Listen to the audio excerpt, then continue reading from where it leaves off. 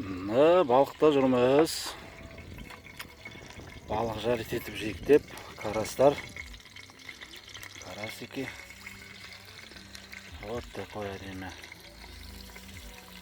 жер.